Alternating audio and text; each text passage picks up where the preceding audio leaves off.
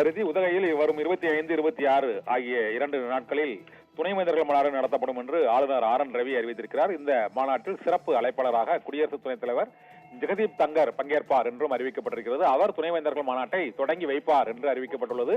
உச்சநீதிமன்ற தீர்ப்பு வெளியான நிலையில் இந்த துணைவேந்தர் மாநாடு நடைபெறுவது அரசியல் ரீதியாகவும் முக்கியத்துவம் வாய்ந்ததாக கருதப்படுகிறது. ஏனென்றால் தமிழகத்தில் உள்ள அனைத்து பல்கலைக்கழகங்களுக்கும் துணைவேந்தர்களுக்கு வேந்தர் முதலமைச்சர் என்பதற்கான பல்கலைக்கழக சட்ட திருத்த மசோதாவை உச்சநீதிமன்றத்தின் சிறப்பு விதி 142 கீழ் உச்சநீதிமன்றமே அந்த சட்டத்தை ஏற்றுக்கொண்டுள்ள சூழ்நிலையில் இப்போது துணைவேந்தர் மாநாட்டை ஆளுநர் அறிவித்திருப்பது புதிய சர்ச்சையை ஏற்படுத்தி இருக்கிறது. இந்த துணைவேந்தர் மாநாட்டில் மத்திய மாநில பல்கலைக்கழகங்கள் மற்றும் நிகர்நிலை பல்கலைக்கழகங்களின் துணைவேந்தர்கள் பங்கேற்பார் என்றும் ஆளுநர் மாளிகை இன்று வெளியிட்டுள்ள அந்த செய்திக்குறிப்பில் அதிகாரப்பூர்வமாக தெரிவிக்கப்பட்டிருக்கிறது.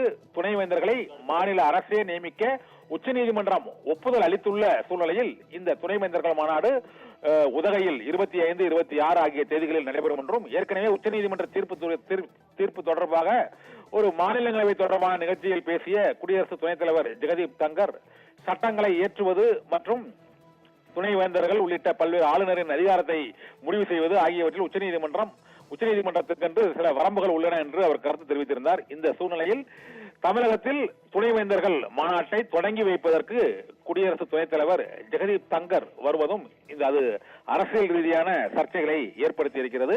தமிழகத்தில் உள்ள அரசு சார்ந்த பல்கலைக்கழகங்களின் துணைவேந்தர்களில் யார் யார் இதில் பங்கேற்க போகிறார்கள் என்பது உள்ளிட்ட பல்வேறு விவரங்களும் சர்ச்சைக்குரிய பொருளாகி இருக்கின்றன. ஏன்னா ஏற்கனவே உயர்கல்வித்துறை அமைச்சரின் சார்பாக இந்த துணைவேந்தர்கள் மாநாடு தொடர்பாகவும் பல்வேறு விமர்சனங்கள் வைக்கப்பட்டுள்ளன. இந்த சூழ்நிலையில் வரும் 25, 26 ஆகிய தேதிகளில் நடைபெறக்கூடிய இந்த துணைவேந்தர்கள் மாநாட்டில் பேசப்போகும் முக்கிய அம்சங்கள் மற்றும் அது மேலும் சர்ச்சையை ஏற்படுத்தும் என எதிர்பார்க்கப்படுகிறது.